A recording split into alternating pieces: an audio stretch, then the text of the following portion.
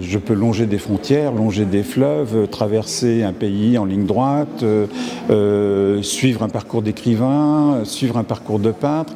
Donc il y a la question de l'itinéraire, de la progression, donc du récit, c'est quelque chose qui est très important dans mon travail.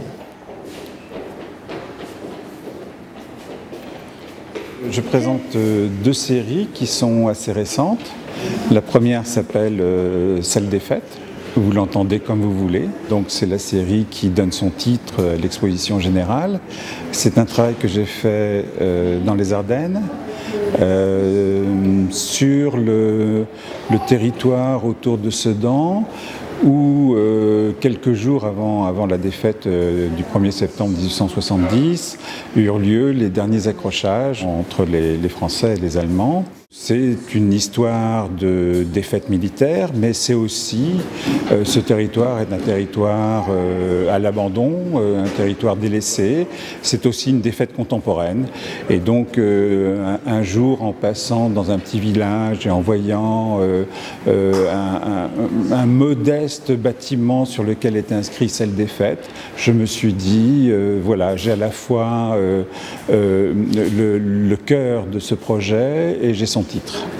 Le second projet, ça s'appelle Une campagne victorieuse. Et là aussi, il y a une forme d'ambiguïté sur le titre, c'est-à-dire que je suis l'avancée de la 2e division blindée qui quitte Paris et s'en va vers la libération de Strasbourg. Je commence à photographier en Haute-Marne, là où eurent lieu les premiers accrochages avec la Wehrmacht.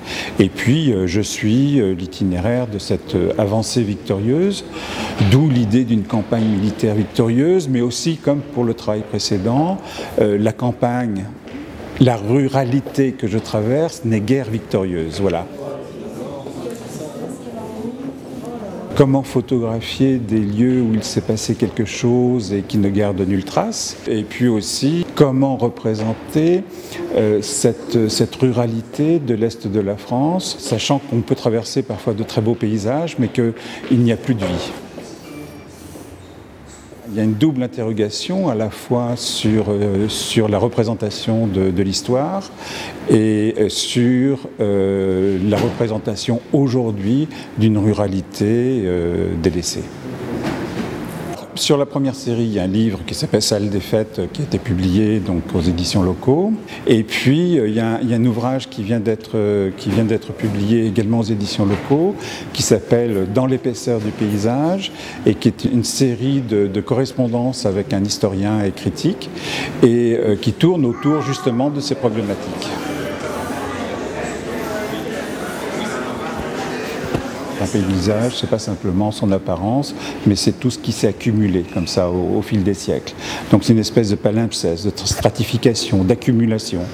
Et donc dans cette accumulation, il y a effectivement des petits et des grands événements, il y a des conflits, il y a des guerres, etc.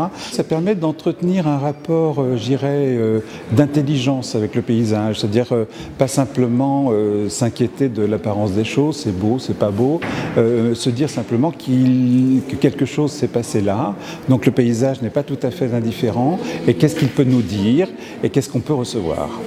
Le ciel gris, le ciel neutre, c'est quelque chose que je privilégie, et ces lumières neutres aussi. Donc lorsqu'il y a trop de soleil, lorsque je ne suis pas bien. Et quand le ciel est trop bleu, je me retourne et je me mets à contre-jour. Donc il devient blanc. Voilà.